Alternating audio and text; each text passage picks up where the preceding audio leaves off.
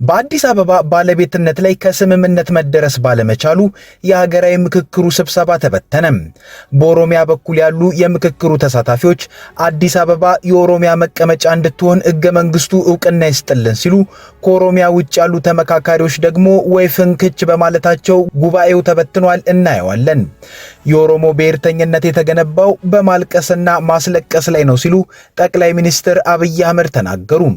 ፖለቲከኛው ህዝብ የሞተ እያለ ካላለቀሰ ብሔርተኝነት የለውም እየተባለ እንደሚተችም ነው የገለጹት። ጤና ይስጥልን፣ ኢትዮ ፍሮንቶች ነን። አብራችሁን ስትቆዩ እነዚህን ጉዳዮች በስፋትና በጥልቀት በመረጃና ትንታኔ ትሰማላችሁ። እስከዛው ቻናላችንን ሰብስክራይብ፣ ላይክ እና ሼር እያደረጋችሁ አብራችሁን ቆዩ። አዲስ አበባ የኦሮሚያ መቀመጫ እንድትሆን ሕገ መንግስቱ ዕውቅና ይስጥ በሚል በቀረበው አዲስ አጀንዳ ከስምምነት ባለመደረሱ ጉባኤተኞች ተበትነው ለሰኞ ተቀጠሩ።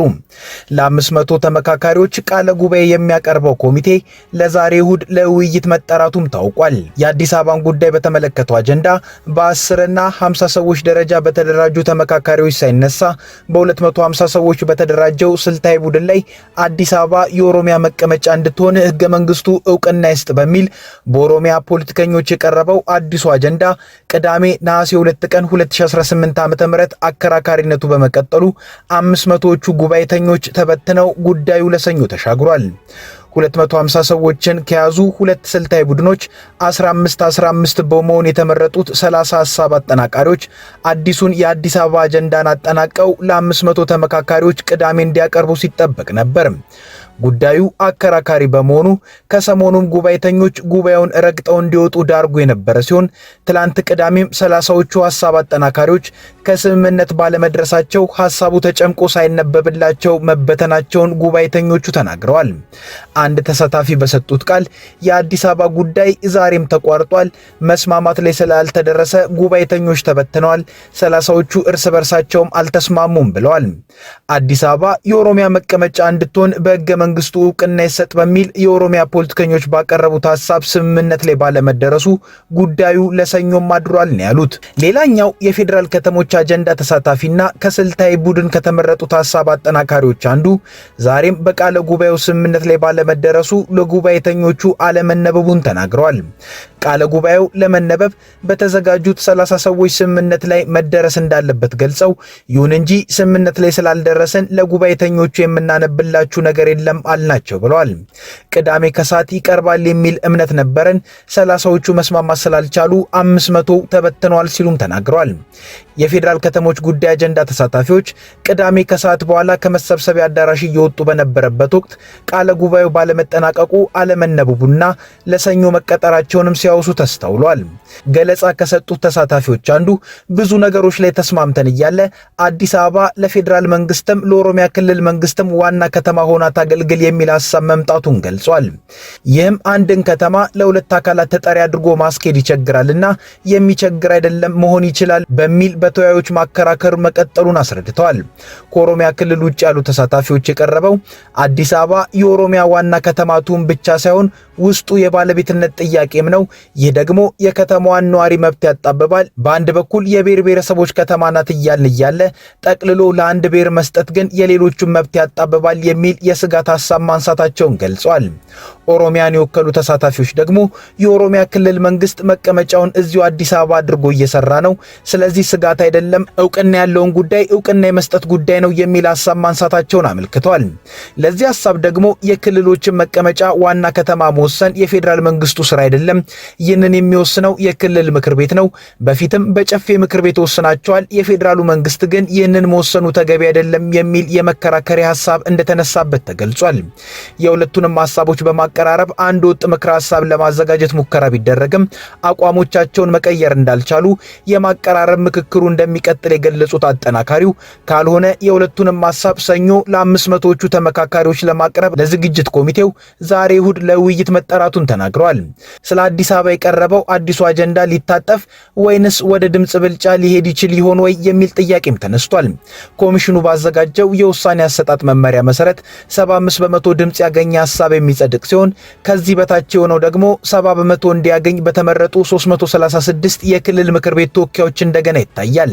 70 በመቶ ድምጽ ካገኘም ሐሳቡ ያልፋል። ስለ አዲስ አበባ የቀረበው አከራካሪ አዲስ አጀንዳ ወደ ድምጽ ብልጫ ያመራ እንደሆነ የተጠየቁት ከ30ዎቹ ሐሳብ አጠናካሪዎች አንዱ እንደዛ የሚሆን አይመስለኝም፣ ቀለል ያሉ አጀንዳዎች ሲሆኑ ወደ ምርጫ ይሄዳሉ። አንዳንድ በጣም የተካረረ ፍላጎት የሚንጸባረቅበት አጀንዳ ከሆነ ኮሚሽኑ ካስቀመጠው መመሪያ ውጪ ታሳቢ የሚያደርግ ይመስለኛል ብለዋል።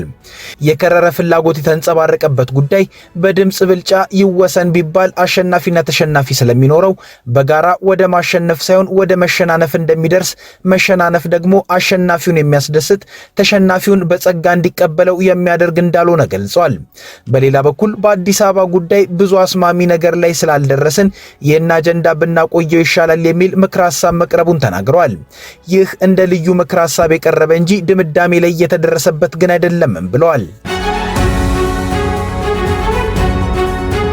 የኦሮሞ ብሔርተኝነት የተገነባው በማልቀስና ማስለቀስ ላይ ነው ሲሉ ጠቅላይ ሚኒስትር አብይ አህመድ ተናገሩ።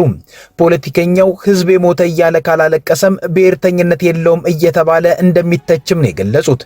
እኔ ግን አላስለቅስም፣ ከዛ ይልቅ የተጎዳውን ኦሮሞ ተደራጅ ብዬ ወደ ድል የማደርሰው ብለዋል። ጠቅላይ ሚኒስትሩ ይህን ያሉት ከኦሮሚያ ብሮድካስቲንግ ኔትወርክ ወይም ኦቤን ጋር ባደረጉት ቆይታና ይሄው ቆይታቸው በተላለፈበት ሁለተኛው ክፍል ቃለ መጠይቃቸው ላይ ነው። በዚህ ቃለ መጠይቅ የጽንፈኛ ታጣቂዎች የፖለቲካ ባህል ለውጥ፣ የውጭ ጠላቶች ሴራ ላይ ያተኮሩ ጉዳዮች በሰፊው ተነስተዋል። ጠቅላይ ሚኒስትር አብይ የፖለቲካ ባህል ለውጥን በተመለከተና የመደመር ፍልስፍናቸው ላይ አትኩሮ በቀረበላቸው ጥያቄ ላይ ለጆሮ ያዝ የሚያደርጉ ሐሳቦችን አንስተዋል። ይህም የኦሮሞ ፖለቲካ ትግልን ከአልቃሽነትና አስለቃሽነት ጋር ያያያዙበት ነው። ጠቅላይ ሚኒስትሩ በጋዜጠኛው የቀረበላቸው ጥያቄ ምንም እንኳን የመደመር ፍልስፍና የህዝብን ፍላጎትና ጥቅም ምን ያህል ያስጠበቀ ነው የሚል ቢሆንም ጠቅላይ ሚኒስትሩ ግን ይህን ጥያቄ በዋናነት ከኦሮሞ ህዝብ የትግል መንገድና ትርጓሜ ጋር ብቻ አያይዘው ነው ሲመልሱ የተደመጡት። ሀገሪቱን የሚመሩበት የመደመር ፍልስፍና መነሻም የኦሮሞ የገዳ ስርዓትን መነሻ እንዳደረገ አብራርተዋል። በዚህ ማብራሪያቸውም የኦሮሞ ብሔርተኝነት መነሻ አልቃሽነትና አስለቃሽነት እንደነበረ፣ ይህም አካሄድ የተሳሳተ አካሄድ እንደነበር፣ በዚህም ምንም ውጤት አለመምጣቱ፣ በዚህ ላይ እንደ ህዝብ የነበረው አረዳድ ስህተት እንደነበር አስረግጠው ገልጸዋል። እሳቸውም ይህን አካሄድ የመቀየር ሂደት ላይ መሆናቸውን አብራርተዋል። ጋዜጠኛው በቀጥታ ባቀረበላቸው ጥያቄም በዚች ሀገር ታሪክ ውስጥ አዲስ ከመጡ ነገሮች አንዱ እርሶ ያፈለቁት የጻፉትና ሀገሪቱ እየተመራችበት ያለው የመደመር አዲስ ፍልስፍና ነው። ይህ የመደመር እይታ እንደ ፓርቲና እንደ መንግስት የህዝብን ፍላጎትና ጥቅም ምን ያህል እያስጠበቀ ነው ሲል አንስቶላቸዋል። ጠቅላይ ሚኒስትር አብይ ሲመልሱም የኦሮሞ ብሔርተኝነት ሲገነባ የነበረው በማልቀስ ማስለቀስ፣ መካድ፣ ራስን ማሳነስ፣ ወደ ጎን መገፋትና ራስን ማግለል ነበር። ይህ ምን ማለት ነው? የኦሮሞ ድርጊት ሁሉ ጉድለት ኖሮበት ጉድለቱንም አይሞላም፣ ይክዳል። ይህ ትክክል አይደለም፣ ከትክክለኛ እይታም የሚመነጭ አይደለም። ብሔርተኝነቱ ወደፊት አቅጣጫውን አድርጎ ለነገው ተስፋ ከማሰብ በፊት የሚመነጭ አይደለም። ሁለተኛ የኦሮሞ ታጋይ ለመባል ብዙ ሰዎች የሚያለቅሱና የሚያስለቅሱ ናቸው። ኦሮሞ ተጎዳ፣ ኦሮሞ እንዲሆነ፣ ኦሮሞ ሞተ፣ የኦሮሞ ትግልም ይህ ነው ሲሉም ተችተዋል። ዳሙን መዲሳ አዳመከኝ ስርነገዳ ጫሴፈሙረት ስርነገዳ ከውምሰ ፖለቲካ ጃርሱ መደመርን የወሰድነው ከገዳ ስርዓት ነው። ባህላችን ነው። የገዳ ስርዓትን መነሻ አድርገናል። ደቦን መነሻ አድርጓል። መነሻው ባህላችንና ማንነታችን ነው። ሁለተኛው የኦሮሞ ብሔርተኝነት የሄድበት ከነበረው የጥፋት መንገድ የለወጠ ነው። ከባዕድ አልወሰድነው። የኦሮሞ ብሔርተኝነት ሲገነባ የነበረው በማልቀስ፣ ማስለቀስ፣ መካድ፣ ራስን ማሳነስ፣ ወደ ጎን መገፋትና ራስን ማግለል ነበር። ይህ ምን ማለት ነው? የኦሮሞ ድርጊት ሁሉ ጉድለት ኖሮበት ጉድለቱንም አይሞላም፣ ይክዳል። ይህ ትክክል አይደለም፣ ከትክክለኛ እይታም የሚመነጭ አይደለም። ብሔርተኝነቱ ወደፊት አቅጣጫውን አድርጎ ለነገው ተስፋ ከማሰብ በፊት የሚመነጭ አይደለም። ሁለተኛ የኦሮሞ ታጋይ ለመባል ብዙ ሰዎች የሚያለቅሱና የሚያስለቅሱ ናቸው። ኦሮሞ ተጎዳ፣ ኦሮሞ እንዲሆነ፣ ኦሮሞ ሞተ፣ የኦሮሞ ትግል ይሄ ነው። እውነትም ነው። ኦሮሞ ተጎድቷል፣ ኦሮሞ ተበድሏል። ነገር ግን እኔ አላለቅስም። የኔ ሥራ የተቀማውን ኦሮሞ፣ የተጨቆነውን ኦሮሞ ታጋሽ ማድረግ ነው። ተደራጅ ብዬ ወደ ድል ማድረስ ነው የኔ ሥራ ተግባር እንጂ ማልቀስና ማስለቀስ አይደለም። ከነ ቀብሶን ኦሮሞ ዱጋ ኦሮሞ ሚደሜራ ደረሜራ ገሩን ቦሲስቱ ሚቲ አኒ ሆጂንኮ ኦሮሞ ሳመሜ ኦሮሞ አጩጨሜ ሰና ሰብሪ ጎደዱ ኢጃረመ ጀዴ ገረ እንጂፈኑት ጌሱዳ ሆጂንኮ መሌ ቦኒ ቦሲሱ ሚቲ አስረግጠው በሚናገሯቸው ቃላትና ስሜትን በሚገልጸው ተለዋጭ የፊት ገጽታቸው የሚያነሱት ጠቅላይ ሚኒስትር አብይ አስለቃሾች በየመንደሩ ተቀጥረው ይገኛሉ። የፖለቲካ አመራር ግን ስራው ህዝቡን ከቀውስ ውስጥ፣ ከዚያ ገደል ውስጥ፣ ከዚያ መከራ ውስጥ፣ ከዚያ ኋላ ቀርነት ውስጥ፣ ከዚያ ድንቁርና ውስጥ አውጥቶ ወደፊት ማራመድ ነው ብሏል። ፖለቲካ ብለን ማልቀስና ማስለቀስን መጥፎ ልማድ አድርገን ያዝነው። ከዚያ ወጥቶ ህዝብን ሞተ ካላልክ ብሔርተኝነት የለም ትባላለህ። በለቅሶ ላይ የተመሰረተ ብሔርተኝነትን አንፈልግም። መደመር ይህን ነው የቀየረው ሲሉም ነው የገለጹት።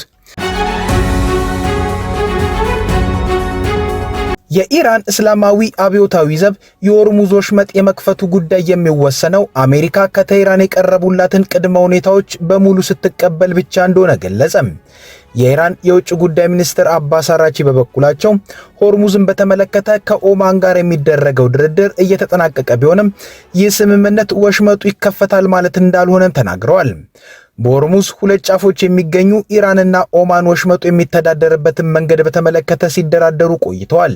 ይህ ድርድር ወደ መቋጫው መቃረቡን ተከትሎ የአሜሪካ ባለስልጣናት ሆርሙዝ መከፈቱ አይቀሬ እንደሆነ መናገራቸው ተዘግቧል። የውጭ ጉዳይ ሚኒስትሩ አባስ አራቺ የሆርሙዝ ወሽመጥን ህጋዊ መዋቅር፣ አስተዳደርና የመርከብ ጉዞ መስመርን ለመወሰን የሚደረገው ድርድር ለስምምነት መቃረቡን ቅዳሜ ለጋዜጠኞች ተናግረዋል። ከኦማን ጋር ስምምነት መፈጸሙ ግን የወሽመጡን መከፈት እንደማያረጋግጥ ነው የጠቆሙት። የሆርሙዝ መከፈት በሌሎች ሁኔታዎች ላይ የሚመሰረትም ነው ብለዋል። አሜሪካ የኢስላማባድ የመግቢያ ስምምነትን በመጣሷ ካሳ እንድትከፍል ማድረግ ከቅድመ ሁኔታዎቹ አንዱ እንደሆነም ነው የጠቀሱት። በዚህ ጉዳይ ላይ አስተያየት የሰጡት የኢራን እስላማዊ አብዮታዊ ዘብ ቃል አቀባይ ጄኔራል ሆሴን ሞሄቢም በተመሳሳይ ኦማን ጋር የሚደረገው ድርድር ከሆርሙዝ መከፈት ጋር ግንኙነት እንደሌለው ገልጸዋል። ቃል አቀባዩ ሆርሙዝ ወሽመጥ ለኛ ኢኮኖሚያዊ የውሃ መስመር ብቻ አይደለም፣ በእስላማዊ ሪፐብሊክ እጅ የሚገኝ ጂኦግራፊያዊ አቅምና ጉልበት ጭምር ነው። ስለዚህ ጠላት ወሽመጡ እንዲከፈት የኢራንን ቅድመ ሁኔታ ለመቀበል ይገደዳል ብለዋል። አክለውም የአሜሪካ ወገን የኢራን እስላማዊ ሪፐብሊክን ቅድመ ሁኔታዎች ሲቀበልና ጣልቃ የመግባት አካሄዱን ሲተው ሆርሙዝ ወሽመጥን እንደገና ለመክፈት የሚያስችሉ ሁኔታዎች ይኖራሉ ብለዋል። ከኢትዮ ፍሮንት የዛሬ ጉዳዮቻችን እነዚህ ነበሩ። አብራችሁን ስለቆያችሁ እናመሰግናለን። ቻናላችንን ሰብስክራይብ አድርጉልን። መልካም ጊዜ